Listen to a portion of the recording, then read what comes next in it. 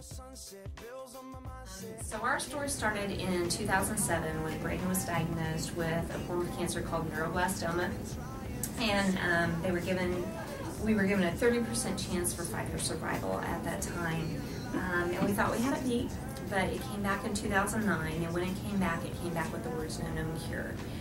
And the doctors told us basically that we just needed to spend our time really well, and we decided to fight.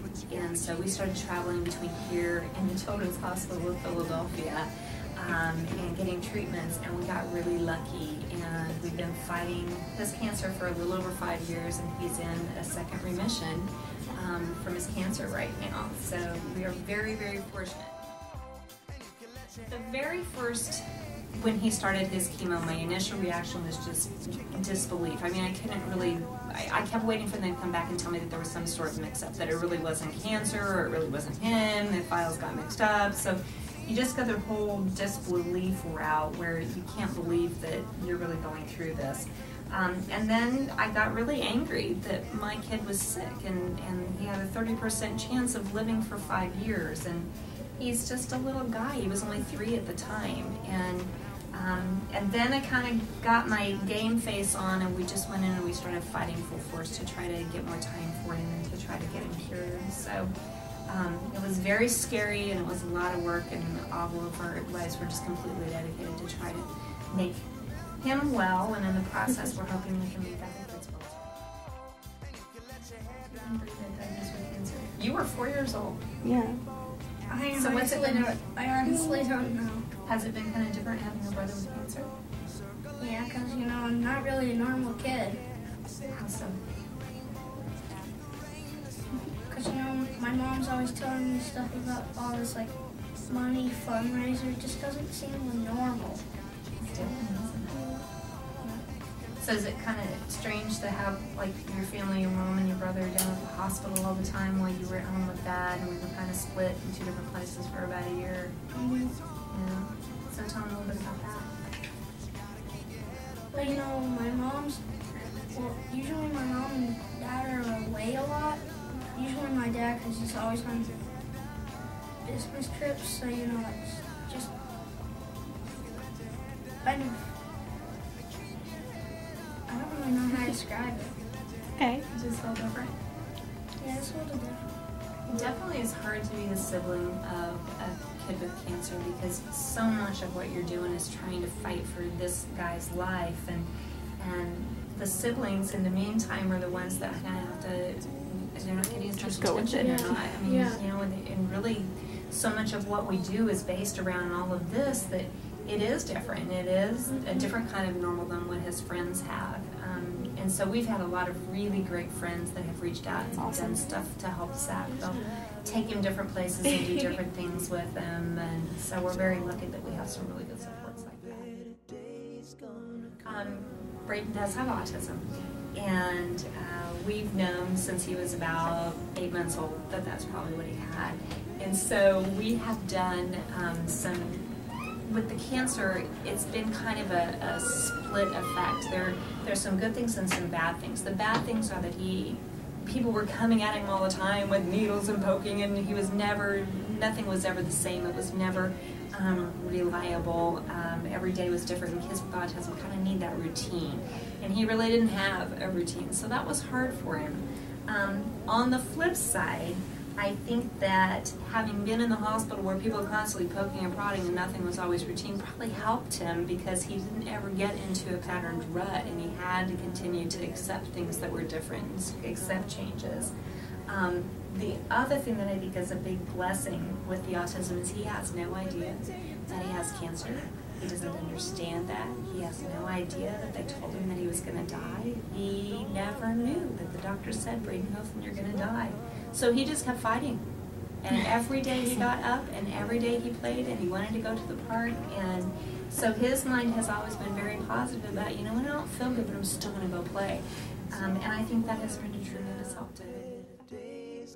Actually, Braden's Hope for Childhood Cancer got started when I got diagnosed with breast cancer at the same time that he was fighting his relapse of childhood cancer. And what the doctors were able to tell me about my cancer compared to his was absolutely staggering. They had this much information about me and this much information about Braden, and it's because it didn't exist. So I started researching into the facts about childhood cancer, and I found out that it is the #1 killer of children, and that it only gets about 3.5% of the funding from the National Institute of Health, whereas the breast cancer gets about 12% and prostate gets about 7%, which I'm all for because that obviously helped me. My dad's a prostate cancer survivor, so those were obviously good reasons to continue funding those. But in the meantime, all I really wanted was for my son to be cured and to have a chance to grow up. And so we started our foundation to raise money, to raise awareness about childhood cancer, and to fund treatments and research of childhood cancers. And we donate $100,000 research grants to hospitals and research institutions to do just that. We've got a really good base, not just here in Kansas City, but kind of around the country. And what we try to do is we try to raise awareness. A lot of what we do is through social media. The old lady does Facebook and Twitter and all sorts of stuff that old ladies should not be doing, but it's amazing the impact that can make. And that's one of the ways that high school kids have been really helpful with, because you guys know what you're doing on that stuff. Getting the word out to everybody has just been huge. So we try to raise awareness about childhood cancer because 80% of the time when a kid's diagnosed with cancer, it's already at stage 3 or 4, which was the case with Braden. That's only true 20% of the time with adults. And so raising awareness so diagnosis can be caught earlier is so important to having successful treatments. And then we raise funds so that we can grant $100,000 grants to research institutions and hospitals so that they can find different cures for childhood cancer. Specifically what we're looking for are what are the activators of childhood cancer? What flips the switch that makes a cell decide to become malignant and cancerous? And then treatments that can go in and can shut those activators down that are much less harmful than chemo, because chemo does a lot of damage to your body. Well, our tagline and our motto for our Cancer Foundation is Hope, Take That Cancer. And the way that it came about is, honestly, there would be several times in Braden's cancer journey that something would go right. It seemed like a lot of things went wrong, but something would go right. And on those days, we were like, yes, something went right. And so we just started saying, take that cancer, every time something went right for us. And people really caught on to it and really liked it because it was a nice way to kind of fight back to cancer and kind of proclaim a little victory over it. So that's kind of how it got started going, and that's what we've been using for our tagline. And it's kind of an empowering statement to the kids that are fighting and the families that are fighting. It means a lot that you guys are doing this to raise money for our kids. It's not just about Braden, it's about all of the kids that have cancer.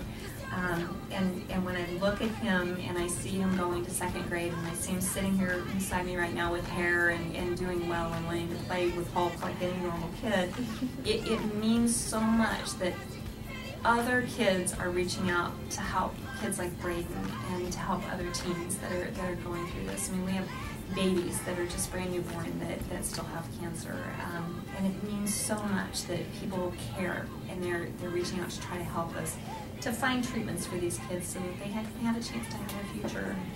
Have a Valentine's Day, sweetheart.